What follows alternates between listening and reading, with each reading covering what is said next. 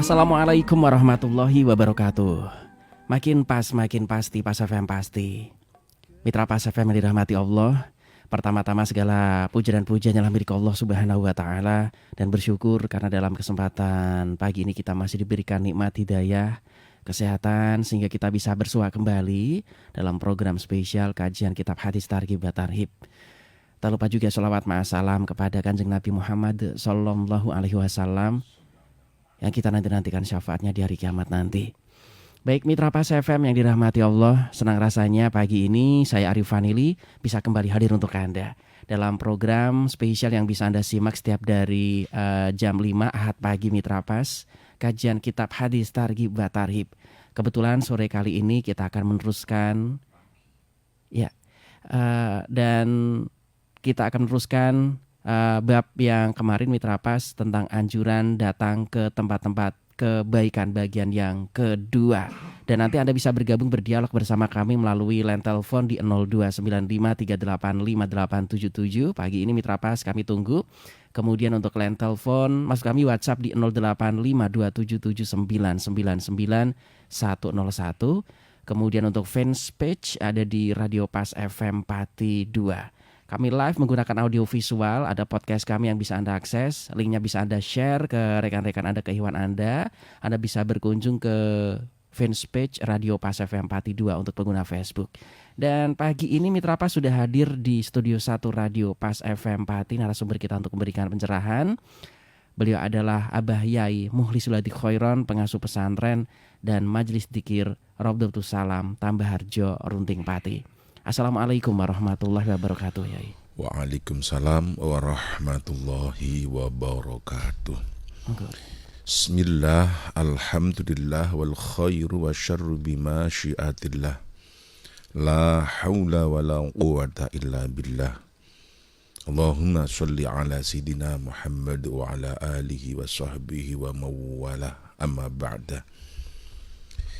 Ila hadrat Nabil Mustafa Sayyidina Muhammadin sallallahu alaihi wasallam wa ala alihi wa azwajihi wa dhurriyyatihi ajma'in wa ila hadrat jamil masyaikhina wa muallimina wa murabbi ruhina khususan muallifi hadzal kitab syai'ulillahi lana wa lahumul fatihah. A'udzu billahi minasyaitonir rajim. Bismillahirrahmanirrahim. Alhamdulillahi Rabbil Alamin. Ar-Rahmanir Rahim. Maliki yaumiddin. Iyyaka na'budu wa iyyaka nasta'in. Ihdinas siratal mustaqim. Siratal ladzina an'amta 'alaihim ghairil maghdubi 'alaihim waladdallin. Rabbi ighfirli wa liwalidayya wa li jami'il mu'minina. Amin. Bismillahirrahmanirrahim. Targhib wa Tarhib, hadis yang ke-4702.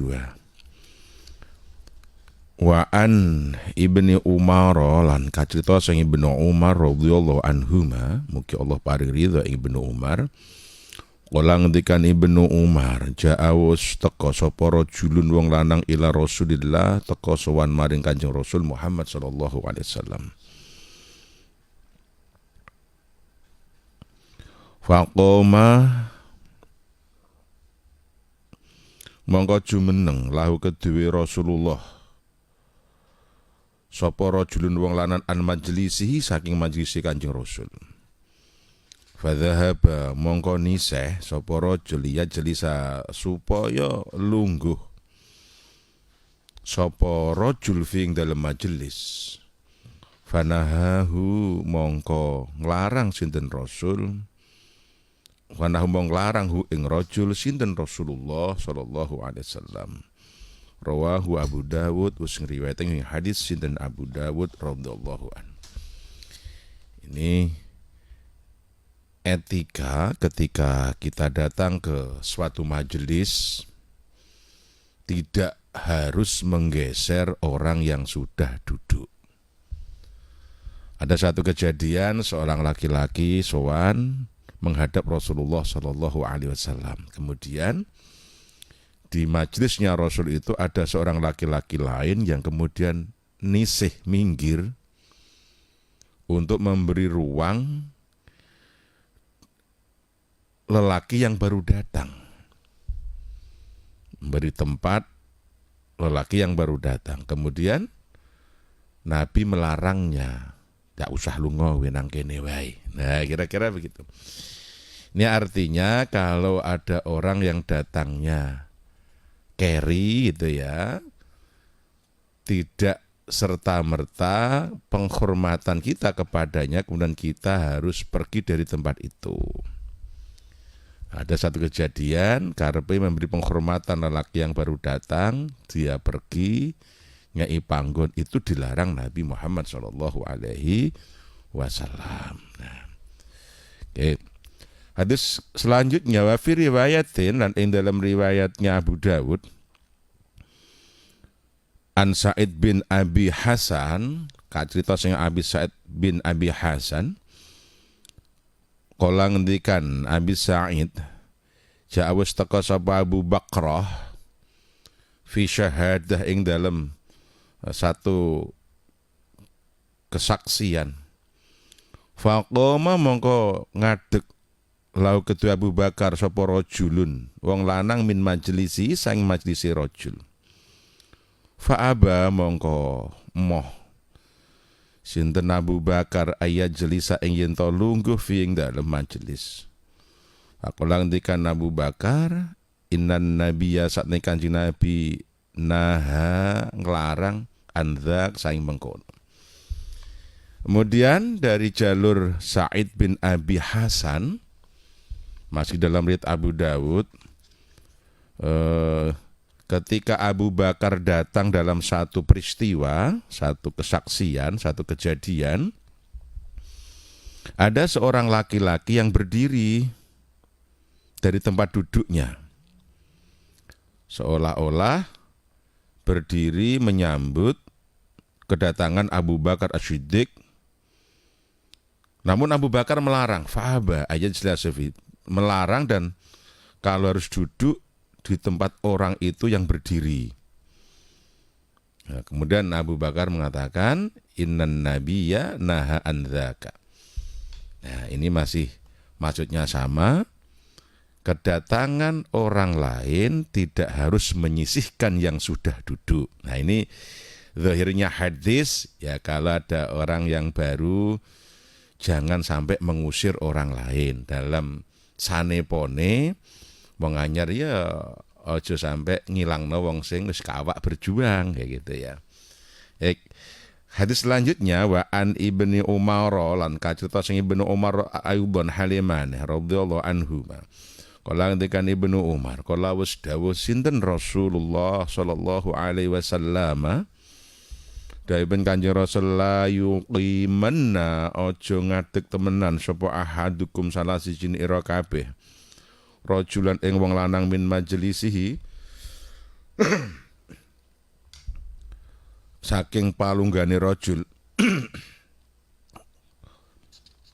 Kala wong suli min majlis saking palungguhane ahad, summa yajlisu tumul lingguh fi dalem panggonan sapa rajul, walakin tawassa'u, tetapi ne jembarno sira kabeh, wa tafassahu lan longgarno, yafsahi mongko bakal jembarke sinten Allah Gusti Allah kum kedue sira. Nah, adabnya bagaimana kalau sudah ada majelisan halaqah, kemudian ada yang baru datang, maka cukup kita melonggarkan, memberi tempat, memberi space atau ruang atau tempat duduk, tidak harus menggeser orang lain, tidak harus mengusir orang lain, ya gitu loh.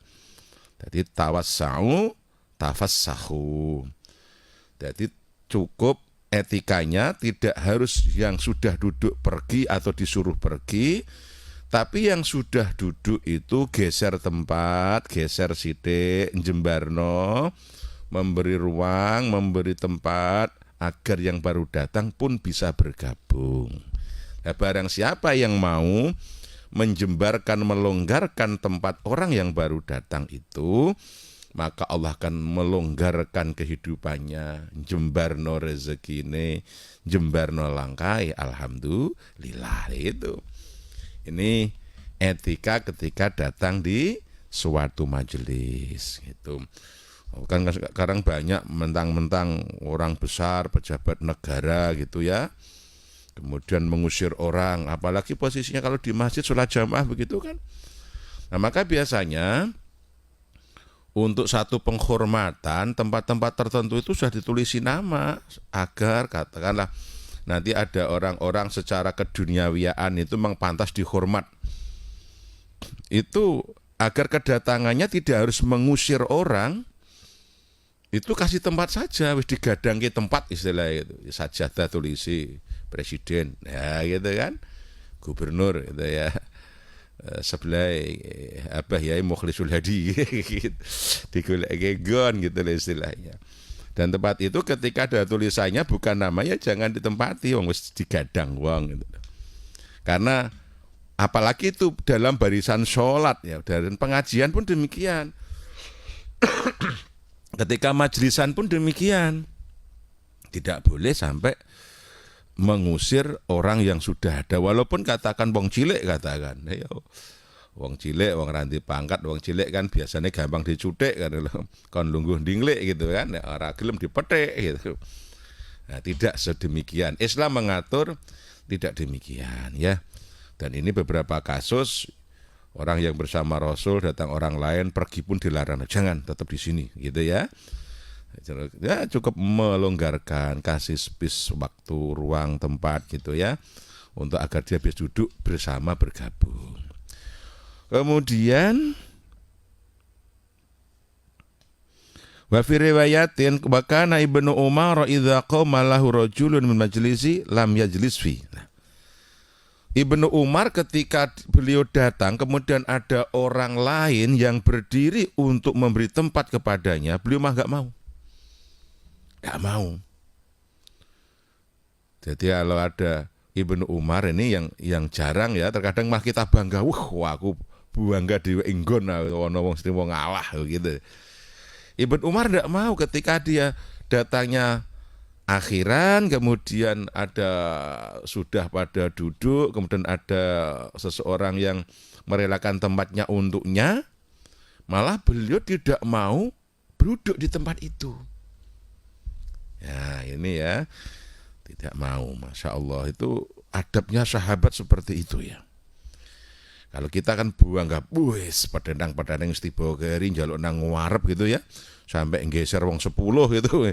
Nah itu kan nggak bagus itu. Ya umpel-umpelan paribasane ya bergabung. Makanya ya yang sudah duduk kan tawassa'u, tafassahu, longgarkan biar tidak berdesak-desakan ya.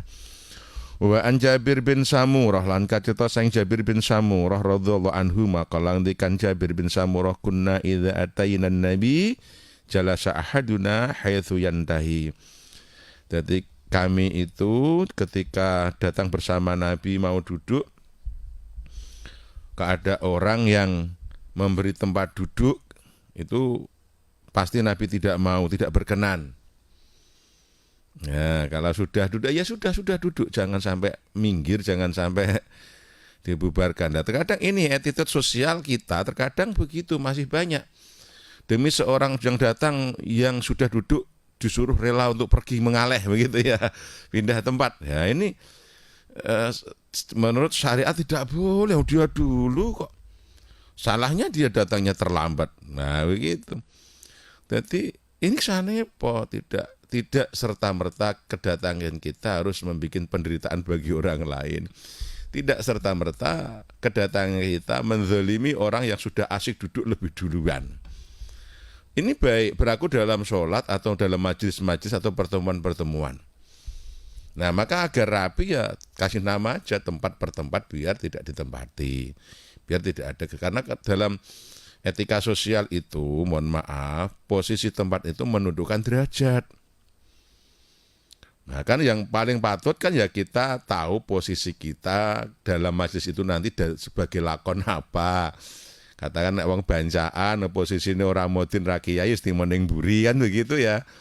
Nanti posisi tempat atau yang nanti kira-kira ditempati Pak Kiai sudah digasangi apa tempat, panggonan, bantal, apa kursi, meja begitu. Biar nggak ditempati Sukiman, Sukimin, Sukijo kan begitu. Ya, nah, maka yang paling tepat adalah kita harus memang pintar membranding diri, memposisikan diri, mengemas diri, itu lebih bagus. Hadis selanjutnya wa'an Amr bin Shu'aib an jaddi sang mbaya Amr bin Shu'aib anna Rasulullah saat tenek Kanjeng Rasul Muhammad sallallahu alaihi wasallam kala ngendikan Kanjeng Rasul la yahillu ora halal li rajulin kedhe wong lanang ayu fariqa ing jento misahake sapa rajul baina tsnain ing dalem antarane wong loro ila bi idzinhima kecuali kelawan idzine wong loro. Rawahu Abu Dawud wa Tirmidzi wa qala hadisun hasan. Amr bin Shu'aib bercerita kisah ini dari kakeknya bahwa Rasulullah SAW itu tidak menghalalkan, artinya haram seseorang yang datang duduk memisahkan dua orang yang sudah duduk. Jadi misah lungguh ning tengah begitu, ada dua orang yang sudah duduk asik, kecuali atas izin keduanya. Nah itu. Tapi kalau duduknya berpacaran, wah nanti ketiganya setan. La yahillu lirajulin ayyufarriqa baina tsnain illa biiznihima. Ini jelas kalimat lanang karo lanang, laki sama laki. Dua laki-laki yang sudah duduk asik jagong, kemudian kita bergabung langsung nimbrung ning tengahan di antara keduanya tanpa seizinnya nggak boleh, haram itu, pasti menyakitkan dan ya tidak asik gitu. Kemudian wa fi riwayatin Abi Dawud la yajlasu baina rajulain illa bi idznihima. Jangan duduk di antara dua orang laki-laki yang sudah duduk duluan kecuali dengan izin keduanya. Illa bi idznihima. Nah, itu. Ini attitude ya ini. Kemudian selanjutnya wa an Abi Hurairah radhiyallahu anhu anna Rasulullah qala idza qama ahadukum min majlisi tsumma raja'a ilaihi fa huwa ahaqqun bi. Idza qama nalikane jumeneng sapa ahadukum salah siji nira kabeh min majlisin saking panggonan lungguh tsumma raja'atu muli balik sapa rajul sapa ahad ilai maring majelis wa huwa mongko te ahad lebih berhak bi kelawan majelis. Rawahu Muslim, Abu Dawud, Ibnu Majah. Nah, ketika ada seseorang yang sudah duduk kemudian berdiri mungkin ke kamar mandi atau sebatas keluar untuk apa, kemudian dia balik, siapa yang lebih berhak duduk di tempat itu lagi? Ya iya tadi, orang itu tadi. Nah, jadi tempat orang yang ditinggal sebentar ke toilet atau kemana, itu yang berhak ya orang itu tadi, bukan kemudian yang lain, wah kesempatan untuk nggon penai. Ketika dia kembali, fahuwa ahaqqun bi. Nah ini jelas ya, Islam itu mengatur sedemikian rupa agar tidak terjadi menyinggung atau merasa merugikan orang lain. Wa Nabi Sa'id Al-Khudri radhiyallahu anhu sami'tu Rasulullah yaqul khairul majalis awsa'uha. Sebaik-baik tempat duduk adalah yang longgar. Maka kalau membuat acara tempat harus longgar, tempat duduk longgar. Ben ora empet-empetan gitu. Kemudian wa Nabi Sa'id Ayyuban radhiyallahu anhu anna Rasulullah sallallahu alaihi wasallam kala ngendikan Kanjeng Rasul iyyakum wedya sira wal julusalan ing lungguh bituruqat ing dalan-dalan. Kalau mongko padha jawab sapa sahabat, ya Rasulullah malana buddun min majalisina. Ya Rasulullah malana orano itu kedue kita buddun kudu min majalisina saking lelungguhan kita. Natahaddatsu iku ngomong-ngomong jagong kita via ing dalam turuqat. Ini Abu Sa'id Engkang radhiyallahu yang bercerita, sesungguhnya Rasulullah itu berkata begini, kamu itu harus takut, jangan sampai, iyakum maknanya takutlah, jangan. Ya hampir haram itu iyakum ya. Kalau dalam apa itu ilmu fikih itu namanya makruh tanjih. Makruh tanjih itu mendekati haram. Kalau dengan kalimat iyakum. Jadi kamu itu jangan sampai lungguh-lungguh ning dalan, wedya. Nah gitu. Jadi nek haram itu kan haram mutlak itu kan pol-polan ini. Di makruhnya tanzih mendekati haram. Takutlah kamu jangan sampai duduk-duduk di jalan-jalan, kongko-kongko di pinggir jalan. Nah, gitu kongko gitu ya. Kan dulu kan ada ya mungkin di satu desa daerah emang hobinya itu kongko jagong ning jalan. Artinya di pinggir jalan, kan perapatan, kan tongkrongan begitu. Kemudian sahabat tanya, "Ya Rasulullah, malana buddun min majalisina natahaddatsu fima?" Ya Rasulullah, kita iku wis biasa kudu koyoke kudu asik wis kadung jagong tongkrong ning dalan niku mboten saged ditinggal Kanjeng Rasul. Kami ini ndak bisa nek mboten jagong ning pinggir dalan nongkrong-nongkrong ngoten niku Kanjeng Rasul, mboten saged kula niku. Wis kados sudah menjadi satu kebiasaan. Nah, ini Rasulullah dibantah kan ini. Faqala mangkon jawab sinten Rasulullah sallallahu alaihi wasallam, in abaitum fa'tu tariqal haqqah. In abaitum lamun moh sira fa'tu mongko maringono sira awe ana sira at-tariqa ing dalan haqqu ing hak dalan. Nah, kalau kamu ndak mau ya berikan haknya jalan. Kalau kamu tetap jagong kongko di pinggir jalan, di jalanan, ya berikan haknya jalan. Qalu mongko padha takon sapa sahabat, "Wa ma haqqut thariq ya Rasulullah?" Apa itu haknya jalan ya Rasul? Kala jawab Kanjeng Nabi, ghabdul basar, siji ngrekso pandangan. Nah, ini. Jadi yang hobi nongkrong-nongkrong di pinggir jalan, kalau memang itu sudah menjadi hobi ya berikan haknya jalan. Apa pertama, jaga pandangan. Kalau ada orang lewat jangan dikomentari. Iki sing ngomong cilik dhuwur weh cagak listrik mlaku teko. Ada yang gendut weh gajah duduk. Ya, itu jangan. Weh lah ana wong ayu teko mlakune cah telek tok gitu. Jangan ghabdul basar, jaga pandangan. Ana sing berarti kalau kenapa duduk-duduk pinggir jalan dilarang?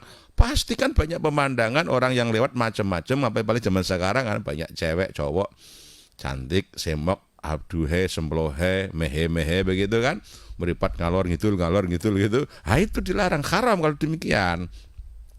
Waqaful adza ay man'ul adza minkum aw min ghairikum. Melarang ada yang tersakiti. Menyegah jangan sampai ada yang terganggu. Kalau duduk di jalan yang terganggu berarti tidak boleh. Kalau memang tidak mengganggu, tidak ada yang merasa terganggu. Ya, itu hanya jalan. Kemudian waraddus salam, menjawab salam. Wa amru bil ma'ruf, perintah keapian, wa nahyu anil munkar, dan menyegah kemunkaran. Rawahul Bukhari wa Muslim wa Abu Daud. Ini haknya jalan. Jadi kalau yang suka kongko-kongko, nah itu ya. Atau yang apa istilahnya? Ya duduk di jalan, turokat itu kan bentuk jamak dari turuk. Gitu. Jadi torik ya. Tadi jalan, turokat beberapa jalan. Kalau torik orang yang berjalan gitu kan. Jadi di jalan apa saja, baik jalan mungkin posisinya di masjid, kalau yang untuk jalan ya jangan diduduki. Ya di musola yang posisinya memang itu untuk lewatan ya jangan diduduki begitu loh. Apalagi kalau jalan sungguhan, kalau jalan raya namanya syarik gitu ya, turuk jalan kecil gitu ya, torik jalan kecil, kalau syarik jalan raya begitu. Baik itu semua tidak boleh. Kalau sudah menjadi kebiasaan ya berarti artinya boleh selama memberi haknya jalan. Satu, kami ulangi, menjaga pandangan, jangan sampai ada yang terganggu, menjawab salam, amar ma'ruf nahi munkar. Semoga bermanfaat. Allahumma amin ya rabbal alamin. Baik, Mitra Pas, nanti Anda bisa berdialog, berdiskusi bersama Mbah Yai.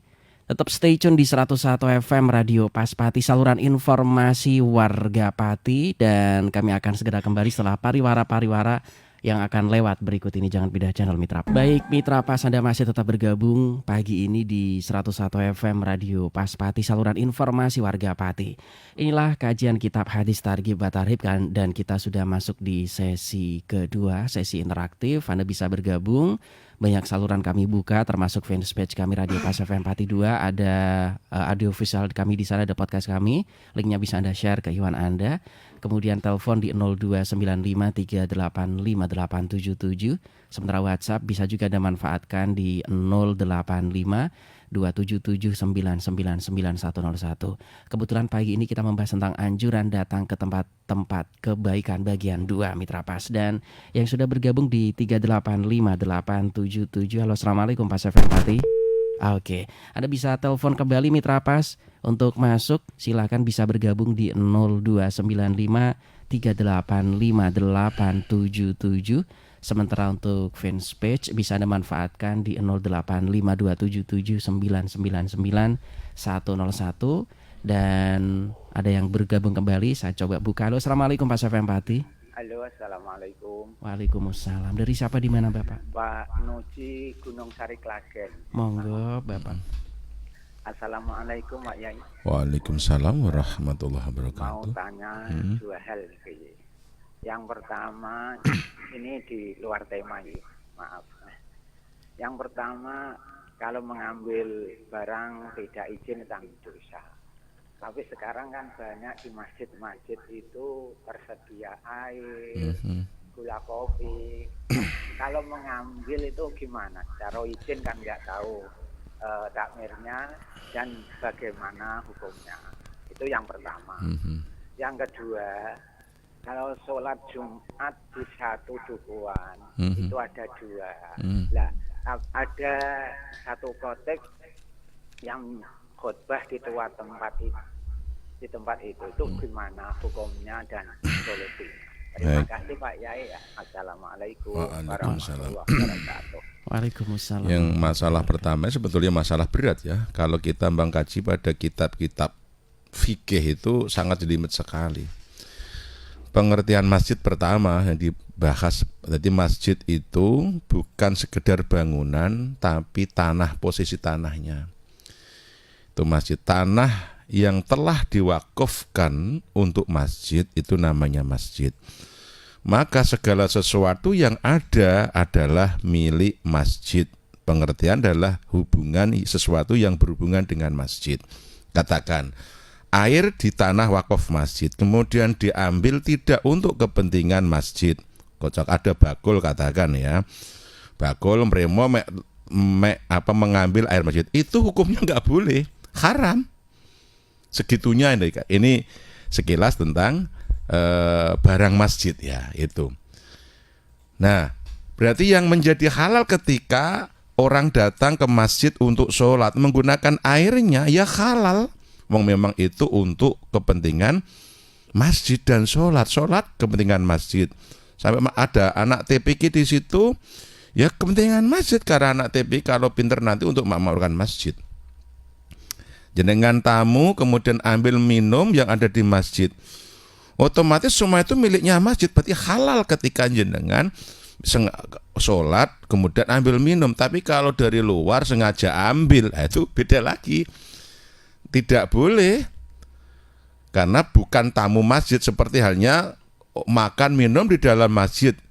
Ya boleh ketika memang jenengan sudah berkegiatan di dalam masjid, tapi kalau ngelegaki munggah mangan minum di masjid, itu hukumnya makruh. Makruhnya juga tanzih, bisa haram kalau niatnya menghinakan masjid. Nah, berarti segala sesuatu yang sudah ada di dalam masjid, lebih-lebih yang sudah wakaf ya, itu berarti halal untuk semua yang berkegiatan untuk masjid atau yang berhubungan dengan masjid, gitu ya lebih jelasnya.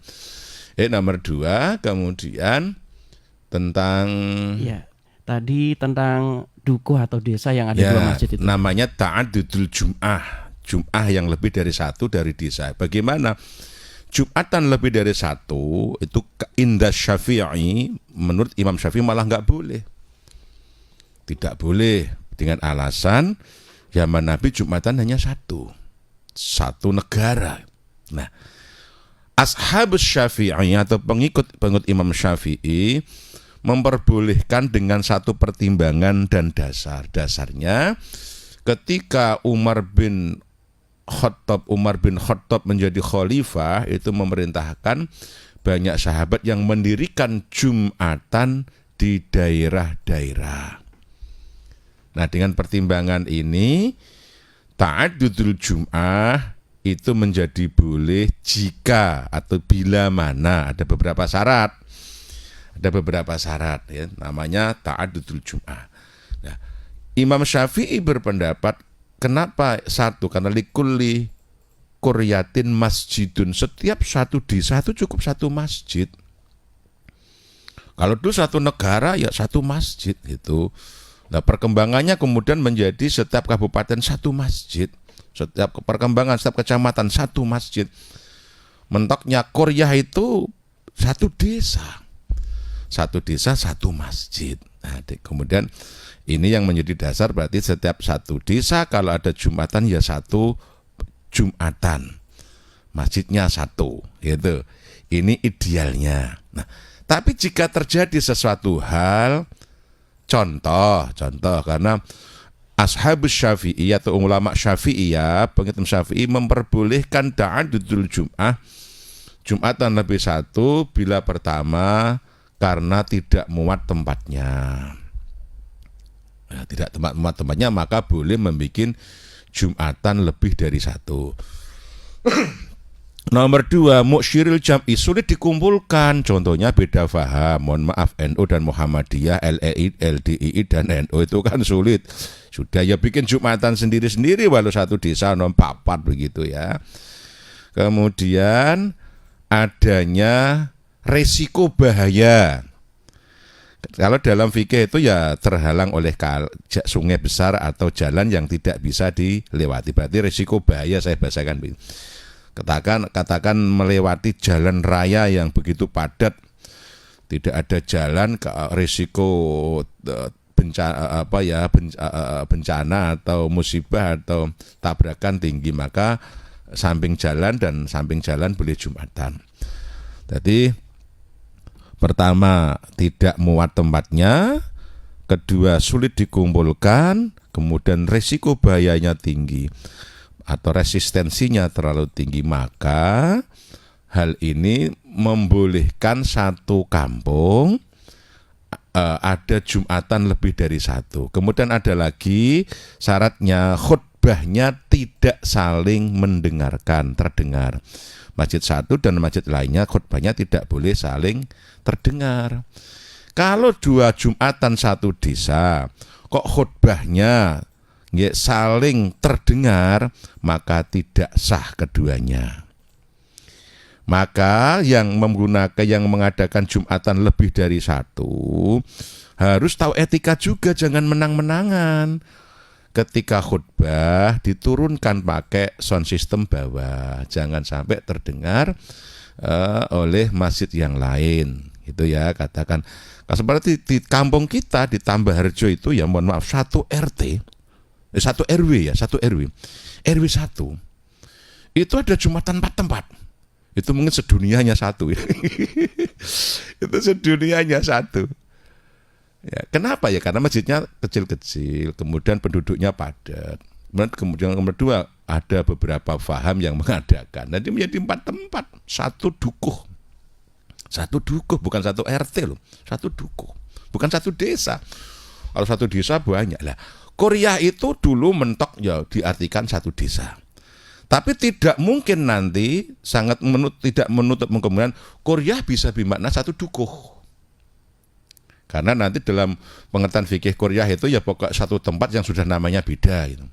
Satu tempat berdomisili masyarakat ya yang nama sudah beda, punya batas beda, punya teritori beda, berarti itu namanya Korea. Berarti dukuh kan contohnya punya dukuh sendiri, dukuh Gadungan, dukuh Runting, dukuh Beran gitu kan, berarti sudah punya nama, punya batas. Ini batasnya disebut dengan RW sekarang kan begitu.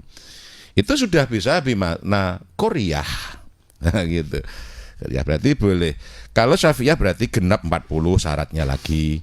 Jadi beberapa tapi genap 40.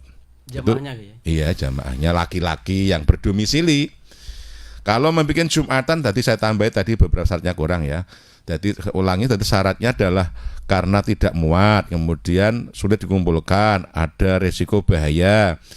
Tetap genap 40 laki-laki yang domisili. Nah, gitu, laki-laki domisili. Kemudian ada yang bisa berbahasa Arab. Karena syaratnya ada Jumatan itu harus di situ ada yang bisa berbahasa Arab. Karena syaratnya khutbah itu berbahasa Arab. Ya kalau bikin Jumatan tapi kurang 40 ya sebaiknya jangan bergabung saja. Kalau Ashabus Syafi'i kalau terpaksa bikin dengan niatan li ta'limil ummah ya dianjurkan apa itu i'adatul zuhri, mengulang sholat zuhur. Itu ya. Berarti terus suaranya jangan sampai terdengar khutbahnya. Maka turun suara masing-masing ketika adzan bareng tapi khutbah turun semua. Jadi antara masjid satu dan satu itu seperti posisi saya itu kan di tengah, Mas. Saya itu di pondok pesantren saya di apit 2 masjid, selatan dan tengah. Dan utara ya. Jadi 60 meter ke belakang itu masjid, 40 meter ke depan masjid. Jumatan semua.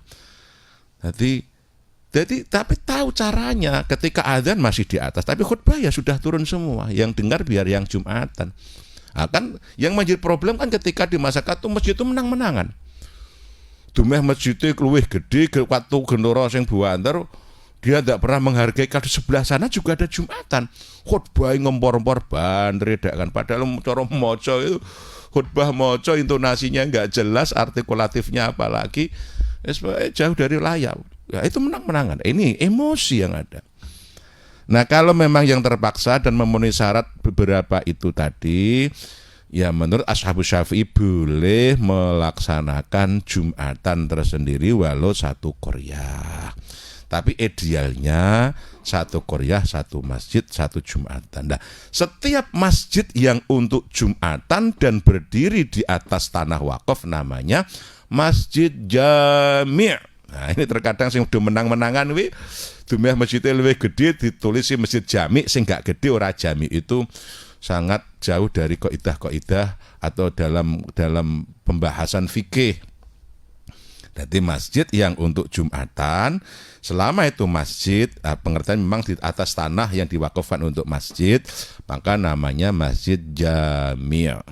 Dan tidak harus Jumatan itu di masjid, contohnya masjidnya dibongkar, ya boleh di musola atau tempat yang disepakati, begitu. Baik. Untuk Anda mitra pas yang ingin bergabung kembali, Anda bisa telepon di 0295385877.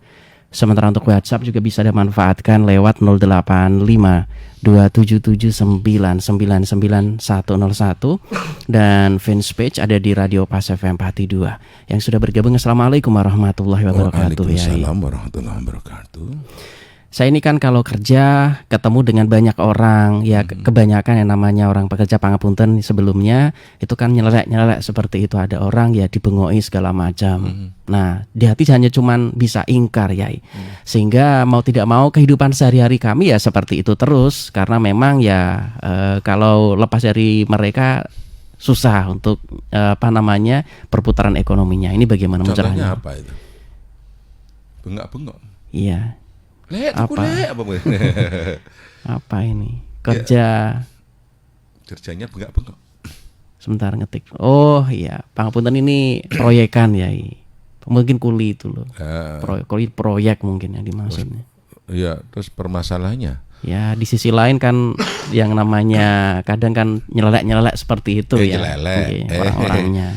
Ya kalau nakal ya terus mohon maaf mungkin yang dimaksud buat gane serabutan terus kumpul wong abangan begitu bahasanya orang Jawa gitu ya. Terus nakal gitu ya. Katanya ya gitu. Kembali pada personality ya, kalau nakal tidak itu. Kenakalan itu kan tabiat seseorang. Kenakalan bisa terjadi di mana saja, bisa di sekolah juga bisa, di pesantren juga bisa, dalam lingkup yang bergengsi, dalam kelas high class pun bisa kan. Cuma kemasannya beda-beda, caranya beda nakal. Maka Nabi kan mengatakan ittaqillaha haitsuma kunta. Kamu itu takutlah pada Allah dimanapun kamu berada. Ini wasiatnya Rasulullah yang disampaikan oleh disampaikan Rasulullah kepada kita semua. Takutlah pada Allah, artinya takut ini modal dasar keimanan. Takutlah padahal dalam kondisi apapun, dimanapun, dalam posisi apapun, dadi kulit, dadi pegawai, dadi kiai pun yo wedi nang Allah. Wedi nang Allah. Dadi kulit, dadi penyiar, dadi kepala daerah, penguasa apalagi, ittaqullah. Jadi istri suami, maka nasihat yang paling bagus kan ittaqullah, ittaqullah, kan begitu. Takutlah pada Allah. Itu maknanya luas itu. Itu mengingatkan orang yang halus, menyadarkan orang. Haitsu makun tadi manapun. Jadi walaupun jadi kuli, walaupun berkumpul dengan orang-orang yang maaf celelehan, orang-orang yang amburadul, kalau dasarnya takwa, ya sekedar kumpul, jak minum, katakan ya mohon maaf, aku kopi wae, kan tetap begitu. Dipaksa mohon maaf, wetengku gak kepenak, cari alasan gitu ya. Atau menghindari datang ke tempat-tempat yang berpotensi menimbulkan dosa dan permaksiatan. Maka kan Syekh Abdul Qadir Al-Jilani radhiyallahu, seorang wali agung ya, bahkan disebut dengan ratunya wali. Itu kan dalam beberapa kitabnya, dalam Tafriqul Khadir itu kan menyebutkan, pilihlah tempat-tempat duduk, kan begitu. Kalau kamu duduk bersama orang-orang solih atau orang-orang yang sedang beribadah, kalau saat itu Allah menurunkan rahmat dan memandang dengan kasih sayang, maka kita pun dapat. Mafhum mukhalafahnya berarti hindari tempat-tempat yang tidak bagus. Kalau Allah saat itu memandang dengan marah dan benci, walaupun nggak ngapa-ngapa, ya kita dapat marahnya Allah. Nah itu, maka memang ini problematik ya. Islam di Indonesia itu kan unik dan luar biasa sulitnya. Kalau di Mekah, Madinah begitu mah semua mau ngaji Quran begitu semua, ya tempat ibadah. Sekarang kalau di daerah, di tempat kita, bayangkan kalau bermasyarakat mah luar biasa lagi. Nanti punya hajat ya dangdutan, nanti sana sunatan ya ketopraan, nanti di sana acara ya reokan, nanti di sini juga. Ya begitu bermasyarakat itu. Lalu bagaimana kita? Ya enggak bagaimana, maka dekat hatinya ittaqillaha haitsu ma kunta. Masing-masing warga negara kalau menggunakan ilmu konstitusi, ya siapa yang bisa melarang? Menjadi bisa dilarang kalau mengganggu. Nah, kalau masyarakatnya merasa terganggu, ya semua gimana? Taruhlah kita masuk ke suatu daerah, satu daerah itu atau kampung itu semuanya memang hobinya begitu. Terus bagaimana? Mereka tidak melihat kerja nyaman-nyaman saja. Nah, ketika terjadi resistensi, itu baru dia anggap ada permasalahan. Kalau enggak kan ya wis. Di sini kan sambat tak. Maka Islam kan konsepnya jelas. Man ra'a minkum mungkaron falyughayyir biyadi. Jika seseorang melakukan munkar, rubah dengan tangan. Nek kuat, nek wani itu. Kalau enggak berani, habis lisan, mau itu tuturi. Kalau enggak berani, ya biqalbi, dengan hati mengsambat la haula wala quwata illa naudzubillah min dzalik, gitu. Itu adzaful iman, itu yang paling lemah imannya. Nah begitu. Jadi ada pola yang sudah jelas diajarkan oleh Rasulullah. Kita mau di mana, mau bagaimana, bersama siapa, ada caranya. Nah, selama hati ini bersama Allah, maka begini, dan satu hadis ini yang saya suka, hadis ini membacanya. Jadi Hamdullah, ini kisahnya sahabat Hamdullah. Hamdullah itu suatu ketika ditanya Abu Bakar, kaifa asbahtum ya Hamdullah? Abu Bakar Siddiq, bagaimana kabarmu ya Hamdullah pagi ini? Munafikun Hamdullah. Wah, Hamdullah munafik ya Abu Bakar. Hamdullah munafik. Terus kemudian, kamu kok subhanakallah, kamu kok bilang munafik lah. Bagaimana jika saya di hadapan Rasulullah seolah saya itu sudah melihat surga, sudah melihat neraka. Bahasanya seolah-olah sebagai pol wapi, pol top lah. Tapi ketika tidak di hadapan Rasulullah, la'abbani walaghawani, saya bermain-main, dolanan asik dengan nafsu dan kesenanganku. Saya orang lupa, saya orang munafik. Bagaimana reaksi Abu Bakar? Aku yo ngono, gitu kira-kira gitu. Saya juga demikian. Ayo kita sowan. Akhirnya kedua orang ini menghadap Rasulullah, menceritakan kondisi kebatinannya. Ya Rasul wa nahnu kadza wa kadza. Jeung Nabi kita niki kalau di hadapan panjenengan kok begini apike koyo ahli surga, swarga wis cetha wae. Tapi ketika mungkur pergi dari hadapanmu, wah kok yo nafsuku sing tak gedekno, senengku sing tak senengno. Ini bagaimana saya munafik ya Rasul? Nabi mengatakan, saya artikan yang lebih mudah, ya maka merasalah tetap ada di hadapanku. Nomor 2, berzikirlah waktan ba'da waktin wahnan ala wahnin. Maka berzikirlah di setiap saat, setiap waktu. Lebih-lebih zikir yang di waktu-waktu. Kira-kira begitu. Maka zikrullah inilah penyelamat kita. Dalam hadis lain, ihfazillah hafazakallah. Jagalah Allah, zikir Allah dalam hatimu, maka kau akan dijaga Allah. Mau bersama siapa, melihat apa, kalau hati ini Allah, Allah, Allah, itu semua teratasi, dosa tidak nempel dan bisa diampuni Allah.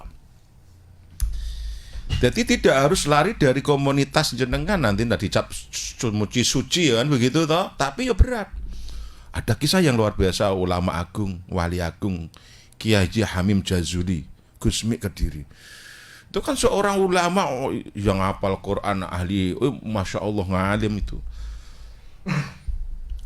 Tapi beliau dakwahnya bukan di masjid, bukan di majelis, tapi cuma datang ke diskotik, tempat perjudian, mabuk. Bayangkan itu kalau kita ya blender entek. Tapi beliau justru ketika orang yang bertemu beliau senakal apapun bisa menjadi baik, tobat, itu hebat. Jangan, tapi ini yang kurang ilmu ya jangan coba-coba, nanti malah ramuleh sapi ke bandang malah rungkat gini. Ya, itu ya.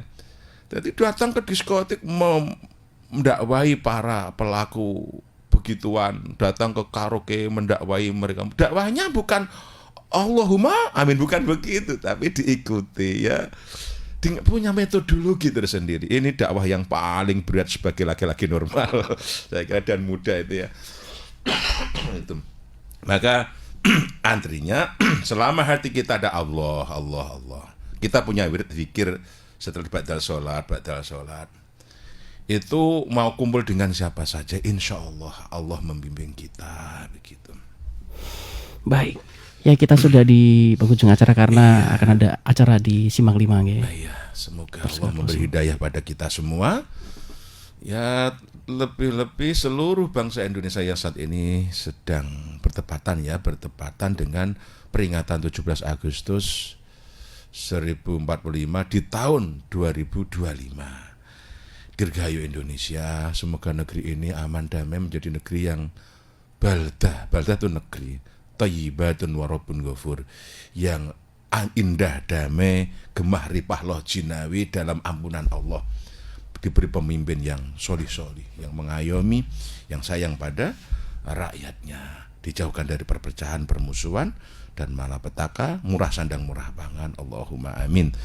Hadanallahu wa iyyakum ajma'in billahi taufiq wal hidayah. Assalamualaikum warahmatullahi wabarakatuh. Waalaikumsalam warahmatullahi wabarakatuh.